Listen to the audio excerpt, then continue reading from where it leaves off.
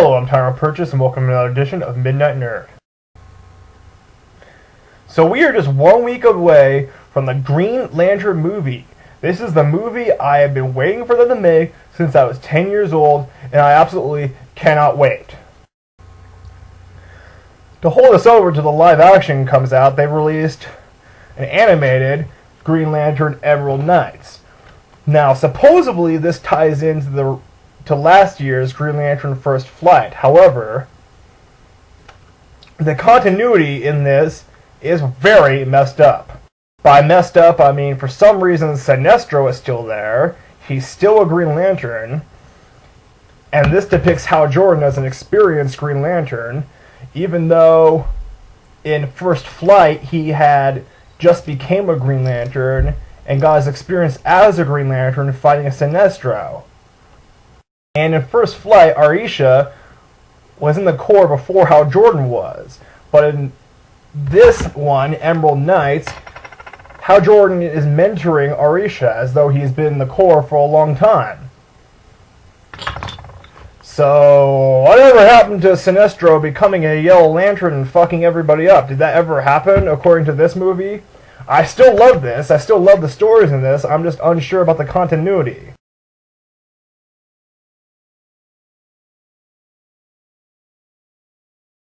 So now I'd like to talk about the supposed real-life superheroes that are appearing in every major city in America. Are they superheroes or just super nuts? Here in Seattle we have Phoenix Jones, who is a part of a group called the Rain City Superheroes. He patrols the less meaner streets of Seattle looking for, not necessarily a crime, but drunks who have fallen over, or drunk girls who are trying to drive home. Most of these real-life superheroes are more like costume activists and not necessarily superheroes. They hand out sandwiches to the homeless. Now, I missed the Spider-Man comic where he did that, so I don't know if that exactly is superheroing or not. However, Phoenix Jones claims that he is the one real-life superhero who legitimately fights real-life crime. However, according to this article in the Seattle Weekly, his tales of heroism are greatly exaggerated.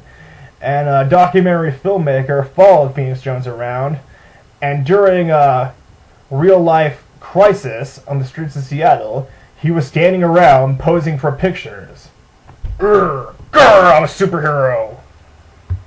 I think these real-life superheroes have got some real-life issues.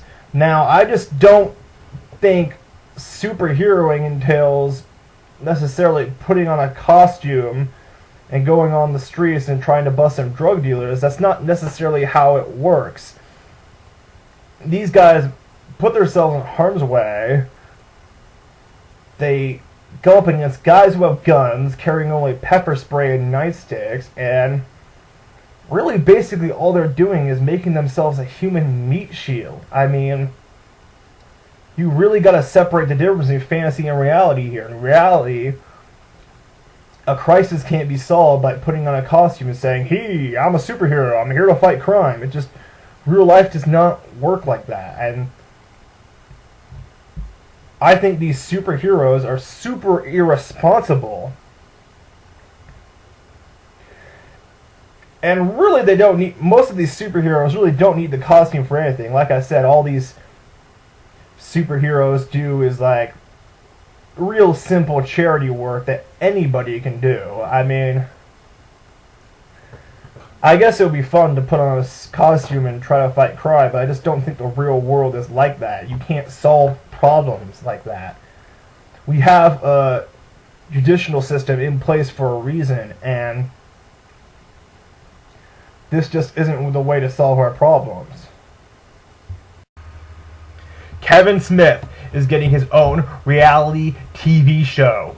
I am so excited about this. No one has brought comic book culture to the masses better than Kevin Smith. I can't wait to see what he has done, what he's going to do with this show. I can't wait to see the hilarity and everything that's involved in this show. Can't wait to see it. If anyone has more details on it, please email me because I just want to know everything about this show and what's going to be entailed in it. Hell, I auditioned for this show, but I don't live in New Jersey. I live in fucking Washington.